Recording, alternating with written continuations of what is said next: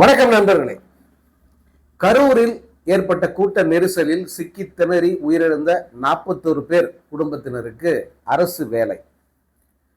இந்த அறிவிப்பு இன்னைக்கு வெளியாகி இருக்கிறது. முதலமைச்சர் விஜய் அவர்கள் இதை அறிவிச்சிருக்காரு.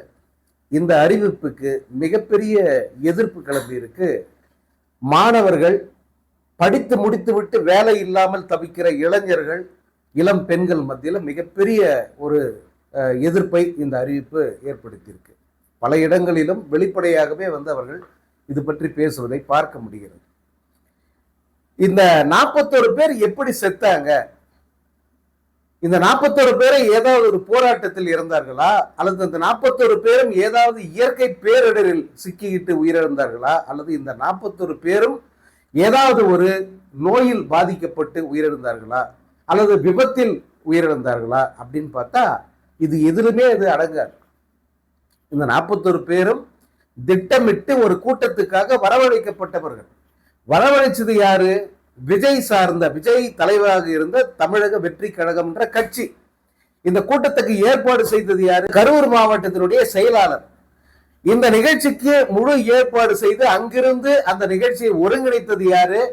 அந்த கட்சியினுடைய பொதுச் செயலாளர் புசி ஆனந்த், அதே போல சிடிஆர் நிர்மல்குமார், ஆதவ் அர்ஜுனா, இவங்கெல்லாம் தான் அங்கிருந்து இதையெல்லாம் ஒருங்கிணைச்சாங்க.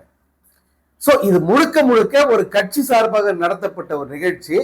அந்த நிகழ்ச்சிக்கு வந்தவர் ஒரு பிரபலமான நடிகர் அப்படிங்கிறதால அந்த நடிகரை பார்க்க வந்த ஒரு மக்கள் கூட்டம். அவர்கள் இம்மி அளவுக்கு கூட முன் யோசனையோ அல்லது தங்களை காத்துக் கொள்கிற யோசனையோ அல்லது இவ்வளவு நேரமாகிவிட்டது, இவ்வளவு கூட்ட நெரிசல் ஏற்படுது, மூச்சு திறனாவது, வெளியே போக வழி இல்லைன்னு தெரியுது, நம்ம இதற்கு மேலும் இருக்க வேண்டாம், நம்ம அப்புறம் இன்னொரு நாள் பார்த்துக்கலாம், இது தொலைக்காட்சியில் பார்த்து கொள்ளலாம்ங்கிற குறைந்தபட்ச காமன் சென்ஸ் அப்படின்றாங்க, அந்த பொது அறிவு கூட இல்லாத ஒரு கூட்டம் தான் ஒரு நடிகரை பார்ப்பதற்காக 7 மணி நேரத்துக்கு மேலாக நின்று அங்கே மிதிப்பட்டு அங்கே குடல் பிதுங்கி அங்கே இறந்தவர்கள் எல்லாம் இந்த வகையில் சேர்ந்தவங்க தான். இதுக்கு அப்போ இவங்க மேல உனக்கு இரக்கமே இல்லையான்னா அவர்கள் மீது இறக்கப்படலாம். ஆனால் அவர்களுடைய அந்த தற்குறித்தனம், அவர்களுடைய இந்த நடிகன் மீதான மோகம், அதுக்காக நம்ம அதை வரவேற்க முடியாது அல்லது பாராட்ட முடியாது. நிச்சயமாக அவர்கள் செய்த தவறு என்னன்னா அந்த கூட்டத்துக்கு போனது, அங்கு காத்திருந்தது, நெரிசல்ல மாட்டிக்கிட்டது, இதெல்லாம் அவர்களுடைய தவறு. அவங்க இறந்துட்டாங்க. இப்ப இறந்தவங்களை நான் திட்டி பிரயோஜனம் இல்லை. இறந்தவர்களுக்கு என்ன இழப்பீடு தரணுமோ அதை அப்போதே அன்றைக்கு இருந்த மு.க. ஸ்டாலின் அரசு செஞ்சிருச்சு. 10 லட்சம் ரூபாய் ஒவ்வொரு குடும்பத்துக்கும். அதே போல காயமடைந்தவர்களுக்கு 50,000 2 லட்சம் வரைக்கும் சொல்லிட்டு அரசு நிவாரணம் கொடுத்துருச்சு. தமிழ்நாடு அரசுக்கோ அல்லது மு.க. ஸ்டாலினுக்கோ இதில் எந்த தொடர்பும் இல்லை. இருந்தாலும் இந்த அரசு அத்தனை பேருக்குமான அரசு. அவங்க தாவைக்கா நடிகனை பார்க்க வந்தா கூட அத்தனை பேருக்குமான அரசு என்ற அடிப்படையில் இந்த நிவாரணத்தை அவங்க கொடுத்துட்டாங்க. அதன் பிறகு மற்ற கட்சிகள், அதாவது அதிமுக தொடங்கி பாஜக, விடுதலை சிறுத்தைகள், மக்கள் நீதி மையம் வரைக்குமான கட்சிகள் ஆளாளுக்கு தங்களால் இயன்ற நிதி உதவியை அந்த பாதிக்கப்பட்ட குடும்பத்துக்கு கொடுத்தாங்க. அரசு பிளஸ் மற்ற கட்சிகள் அவ்வளவு பேரை கொடுத்தாங்க. அதன் பிறகுதான் விஜய் நிவாரண தொகையை அறிவிக்கிறார். தமிழ்நாடு அரசு நிவாரணம் அறிவிச்ச பிறகு அவர் 20 லட்சம் அறிவிக்கிறார் செத்தவங்களுக்கு மட்டும். அதையும் எப்படி கொடுக்குறாங்கன்னா சில நாட்கள், ஒரு மாசம் கழிச்சு ஒவ்வொருத்தர் வீட்டுக்கு போயிட்டு அவங்க கட்சி நிர்வாகிகள் விஜய் கிட்ட பேச வச்சு அதை ரீல்ஸை எடுத்து போட்டு கொடுக்குறாங்க. பிறகு அவர்கள் அத்தனை பேரையும் பனையூருக்கு, இங்க மாமல்லபுரத்துக்கு வரவழைச்சு 5 நட்சத்திர ஹோட்டல்ல தங்க வச்சு அவங்க காலில் விழுந்து அழுது புழுது அவர் மன்னிப்பு கேட்டு அப்புறம் அவங்களுக்கு ஆறுதல் சொல்லி அனுப்புனார் அப்படின்னு தகவல் வந்தது. ஏன்னா எது உண்மைன்னு தெரியாது. அது சம்பந்தம் எதுக்கும் ரீல்ஸ் எடுத்து விடுறாங்க. வண்டியா வருது ரீல்ஸ் எல்லாத்துக்கும். ஆனா இந்த இதுக்கு மட்டும் ரீல்ஸ் வெளியே வரவே இல்லை. தகவல் மட்டும்தான் வெளியே வந்தது. ஸோ இவ்வளவு நடந்து முடிஞ்சிருச்சு. 1 வருஷம் ஆக போகுது. 10 மாதம் ஆயிடுச்சு. இப்போ தாவேக அரசு ஆட்சிக்கு வந்துருச்சு. முதல்வராக விஜய் பதவி ஏற்றுட்டாரு. அந்த பாதிக்கப்பட்ட மக்களை பார்க்க போறேன் அப்படின்னு கிளம்பியிருக்காரு. இப்போ அவர் போகலாம், பார்க்கலாம், அதெல்லாம் ஒரு தப்பு இல்லை. அன்னைக்கே அவரை போறதை யாரும் தடுக்கல, போவானான்னு சொல்லல. அவர் கேட்ட அந்த பிரதமருக்குரிய பாதுகாப்பு வசதி எல்லாம் செய்து தர முடியாது. அதனால அப்போ அரசு அமைதியாக இருந்துச்சு. போய் பார்த்தா பாரு, பார்க்காட்டி போ, எனக்கு என்ன அப்படின்னு சொல்லிட்டு அவங்க பேசாம விட்டாங்க. உன்னை தடுக்கவே இல்லை. ஆனா என்ன தடுக்கிறாங்கன்னு சொல்லிட்டு இவங்க தான் கூவிக்கிட்டு இருந்தாங்க இந்த 10 மாத காலமாக. இப்போ அரசு அவங்க கையில. இப்போ இவங்க லட்சணம் என்ன? கூட்டத்தை எப்படி ஏற்பாடு பண்ணியிருக்கான்றதெல்லாம் நம்ம அப்புறம் பேசுவோம். இப்ப இந்த அரசு வேலை இப்ப திரும்ப என்ன பண்றாங்க, அந்த 41 பேர் குடும்பத்துக்கு மீண்டும் ஒரு இழப்பீடு, மீண்டும் ஒரு அவங்களுக்கு நஷ்டஈடு மாதிரி ஒரு அமௌண்ட்டையும் கொடுத்துட்டு கூடவே அரசு வேலை ஒவ்வொரு குடும்பத்துக்கும் தர அப்படின்ட்டு விஜய் கிளம்பியிருக்காரு. திரும்ப நஷ்டஈடு கொடுக்கறது யார் பணம்? விஜயோட பணம் இல்ல, அது மக்கள் பணம். அன்னைக்கு மு.க. ஸ்டாலின் நஷ்டஈடு கொடுத்ததுக்கு எதிர்ப்பு வந்தது. நீங்க எப்படி தரலாம், இது மக்கள் பணம் இல்லையா? ஒரு நடிகனை பார்க்க வந்து இறந்திருக்காங்க, அந்த நடிகர் அவரது பணத்திலிருந்து, அவர் சம்பாதிச்ச பணத்திலிருந்து அவர் கோடி கோடியை குவிக்கிறன்றாரு, அதுல இருந்து கொடுக்கலாம் நியாயம். ஆனா அரசு பணத்தை எப்படிங்க கொடுக்கலாம் அப்படின்னு அன்னைக்கு கேட்டாங்க.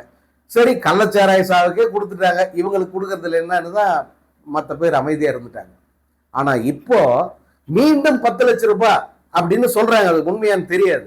ஒருவேளை அப்படி கொடுத்தா அது தவறு அப்படிங்கறத பெரும்பான்மையோருடைய கருத்து. இன்னொரு பக்கம் பாதிக்கப்பட்ட குடும்பத்தில் ஒவ்வொருவருக்கும் வந்து அரசு வேலை அப்படின்ற ஒரு அறிவிப்பை வெளியிட்டு இருக்காரு விஜய். அதை கொடுக்கதான் விஜய் கரூருக்கு இப்போ போறாரு. இந்த அறிவிப்பு பெரிய கொந்தளிப்பை ஏற்படுத்தியிருக்கு மக்கள் மனதில். அதை பெரும்பாலும் பலர் வெளிக்காட்டல, பலர் வந்து சோசியல் மீடியாவில் காட்டுறாங்க. நேரில் கேட்கும் போது வந்து அது ஏழைகள் தானே கொடுக்குறாங்க, பரவாயில்ல அப்படின்னு பூசி வெளியிட்டு போயிடுறாங்க. சரி, எதுக்கு வம்பு, நம்ம ஏதாவது மீடியாவில் திட்ட போய் நமக்கு அது எதிர்வினையம் வந்துடக்கூடாதுன்னு சொல்லிட்டு பலர் பூசி மெழுகிட்டு போறாங்க. ஆனா உண்மையில பெரும்பாலான மக்கள் இந்த அரசு வேலை அப்படிங்கிறத மிக கடுமையா எதிர்க்கிறாங்க. காரணம் என்ன அப்படின்னா, இந்த தமிழ்நாட்டில் பல லட்சம் இளைஞர்கள் வந்து படித்து முடித்து விட்டு தகுதி இருந்தும் ஒரு அரசு வேலை கிடைக்காம திண்டாடுறாங்க. ஒரு பிஏ கம்ப்யூட்டர் சயின்ஸ் படிச்ச பையனுக்கோ பொண்ணுக்கோ வெளியில என்ன வேலை, என்ன சம்பளம் கொடுக்குறாங்க தெரியுமா? 15,000 ரூபாய், 10,000 ரூபாய், 15,000 ரூபாய், 20,000 ரூபாய் அதிகபட்சம். கிராமப்புறங்கள்ல 10,000 ரூபாய் கிடைச்சா போதும்னு சொல்லிட்டு வேலைக்கு போறாங்க. அதுவே நகர்ப்புறங்கள்ல 15,000 இருந்து 20,000 ரூபாய்க்கு வேலை கிடைக்க மாட்டேங்குதுன்னு சொல்லிட்டு அல்லாடுறாங்க பசங்க. எங்க தனியார் நிறுவனங்களில் அந்த இளைஞர்களுக்கு, இளம் பெண்களுக்கு ஒரு அரசு வேலை கிடைக்க வழி இல்லை. ஆனா ஒரு நடிகரை பார்க்க போய் அவர்களுடைய முட்டாள்தனத்துல அவங்க சாவறாங்க. அவர்களுடைய அந்த நடிகன் மேல உள்ள அந்த மோகத்தால அங்கேயே 7 மணி நேரம் காத்திருந்து மிதிப்பட்டு சாவறாங்க. அவர்களுக்கு என்ன தகுதியின் அடிப்படையில் நீங்க வேலை கொடுக்குறீங்க அப்படின்னு கேள்வி எழுப்புறாங்க. பல இளைஞர்கள் ஆங்காங்கே நின்று மீடியாவுக்கு முன்னாடி இதை பேசுறதை பார்க்க முடியுது. இதை எதிர்த்து நீதிமன்றத்தில் வழக்கம் தொடுத்திருக்காங்க. இந்த நிலை நிச்சயமாக ஒரு தவறான முன்னுதாரணத்தை ஏற்படுத்த. அப்போ ஒவ்வொரு கட்சிக்காரனும் அவங்க பதவிக்கு, ஆட்சிக்கு வந்த பிறகு வந்து அவங்களுடைய அந்த சுயலாபத்தில் உயிரிழந்த அத்தனை பேர் குடும்பத்துக்கு அரசு வேலைன்னு அள்ளி கொடுத்தா படிச்சவங்க, தகுதி இருப்பவர்கள், அவர்களுக்கு என்ன மரியாதை, அவங்களுக்கு எப்படி வேலை வாய்ப்பு கிடைக்கும்? அவங்களுடைய வேலை வாய்ப்பு பறிக்கிற செயல் இல்லையாது, அவங்க சோத்துல மண்ணள்ளி போடுற செயல் இல்லையாது. ஏற்கனவே 35 லட்சத்துல 40 லட்சம் வரைக்கும் கொடுத்துருக்காங்க. எல்லாரும் கொடுத்த உதவித்துக்கு சேர்த்தா 40 லட்சம் ரூபாய் வருது அந்த கரூரில் உயிரிழந்த ஒவ்வொரு குடும்பத்துக்கும். மேற்கொண்டு 10 லட்சம் கொடுக்கறதா சொல்றாங்க. அதையும் கொடுத்தா 50 லட்சம் ஆகுது. இல்ல மேலும் மேலும் உதவி கொடுத்தே தீரணும், உங்களுக்கு அந்த உதவி கொடுக்கிற அந்த ஆசை தனியில, நீங்க அந்த அளவுக்கு வள்ளல் தன்மை படைச்சவரன்னா நீங்க என்ன பண்ணா, உங்க பேர்ல இருக்க சொத்து நீங்க ரொக்கமாவே வச்சிருக்கிறதா காட்டிருக்கீங்களா? 600 கோடிக்கு மேல ரொக்க பணமா வங்கிகளில் இருப்பா இருக்குன்னு காட்டிருக்கீங்கல்ல. காட்டினதே எவ்வளவுன்னா காட்டாது எவ்வளவு இருக்கும். இந்த காட்டின பணத்துல இருந்து ஒரு 41 கோடி ரூபாய் எடுத்து ஆளுக்கு 1 கோடி ரூபாய் கொடுங்க, அவங்க சுயதொழில் செஞ்சு பொழைச்சிக்கிட்டோம், அல்லது அந்த சந்ததி இருக்கிற வரைக்கும் உக்காந்து தின்னட்டும். இதுதானே நியாயமா இருக்கும். யாரை கேட்டு என் பிள்ளைக்கு, அவங்க பிள்ளைக்கு, இவங்க பிள்ளைக்குன்னு அவங்களுக்கு போக வேண்டிய வேலை வாய்ப்பை நீங்க தூக்கி வந்து உங்களை பார்க்க வந்து செத்து போன 41 பேருக்கு கொடுக்குறீங்க?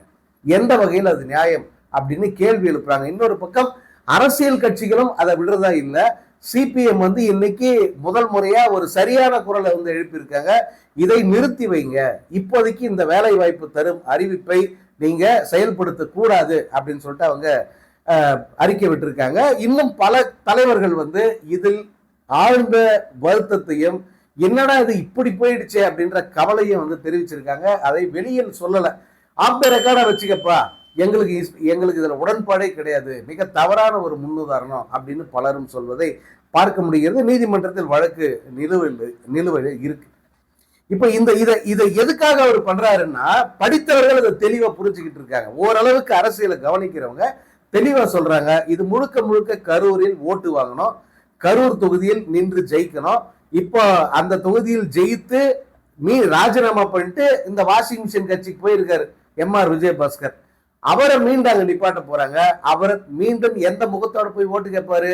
41 பேர் செத்து போயிட்டீங்க, நாங்க வேலை கொடுத்துருக்கோம், திமுக வந்தா வேலை கொடுக்குமா? அதிமுக வேலை கொடுக்குமா? எங்களுக்கு தான் உங்க ஓட்டு போடணும் அப்படின்னு போய் பிரச்சாரம் பண்றதுக்கு வசதியா இருக்கணும்னு சொல்லிட்டு இந்த அடுத்தவர்களுக்கு போய் சேர வேண்டிய 41 வேலையை, அரசு வேலையை இந்த 41 குடும்பங்களுக்கு விஜய் தருகிறார் அப்படிங்கிறது தான் பலரும் முன்வைக்கிற பெரிய குற்றச்சாட்டு.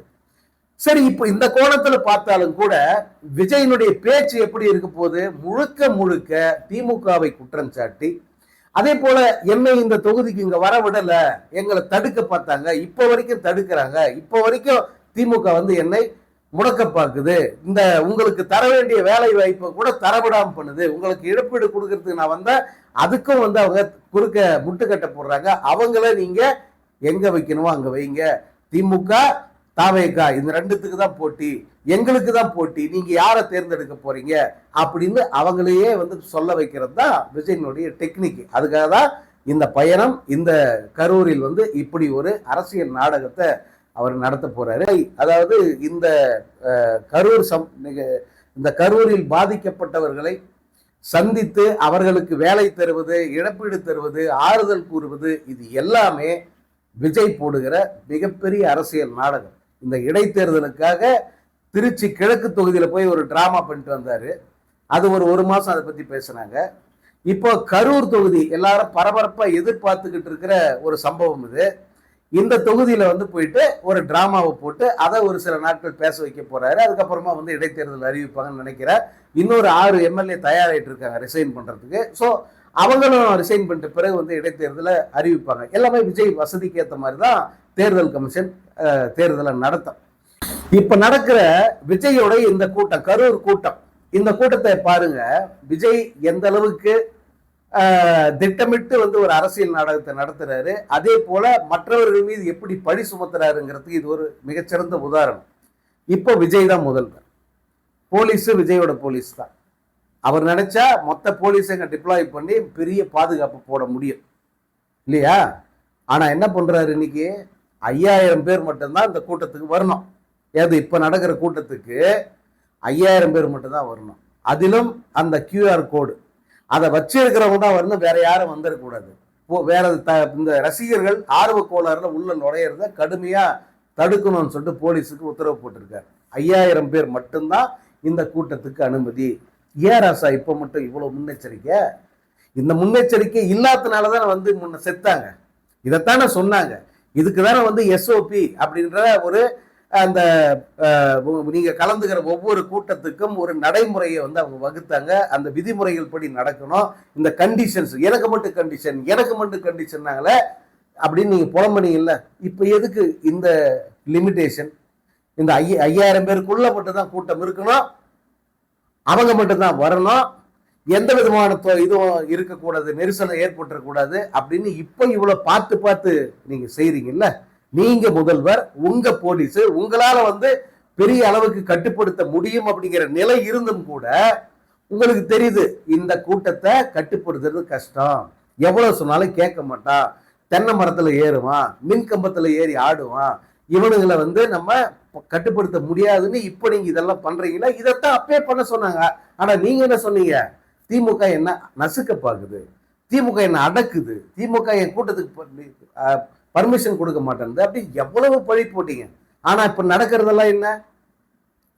மக்கள் தெளிவானவங்களா இருந்தா, ஒட்டு மொத்தமா மக்களை பார்த்து நீங்க எல்லாம் நல்லவங்க வல்லவங்க, எல்லாத்தையும் சீர்தூக்கி பார்க்கறவங்க, உங்களுக்கு இருக்கிற அரசியல் ஒரு மாதிரி யாருக்குமே இல்லை அப்படின்னு சொல்ல தயாராகவே இல்லை. இனி ஒரு நாள் வந்து அந்த வார்த்தையை பயன்படுத்த மாட்டோம். என்னை போன்ற யாருமே வந்து ஒரு நாளும் தமிழ்நாட்டு மக்களை பார்த்து இப்படி உயர்ந்த அபிப்பிராயத்தை சொல்ல மாட்டாங்க. ஏன்னா அந்த உயர்ந்த அபிப்பிராயங்களுக்கு தகுதியானவர்கள் நீங்கள் அல்ல.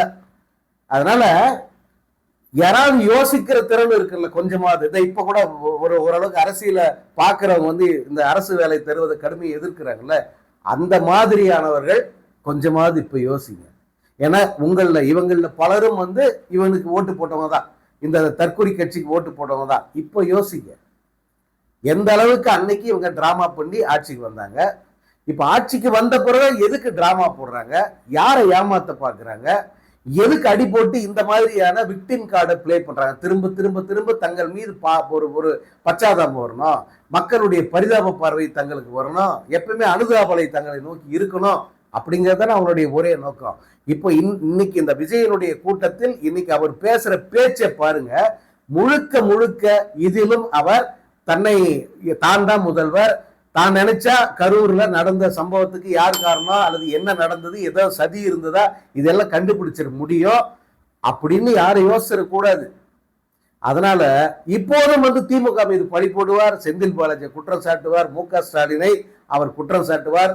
எந்த அளவுக்கு தன் மீது மக்கள் மீது அனுதாபம் வரணுமோ அந்த அளவுக்கு முடிஞ்ச 4 சொட்டு கண்ணீர் கூட விடுவாரு. ஆனால் ஏமாறுறதும் விழிப்பா இருந்து இந்த ஆபத்திலிருந்து தற்காத்துக் கொள்வதும் உங்களுடைய விருப்பம்.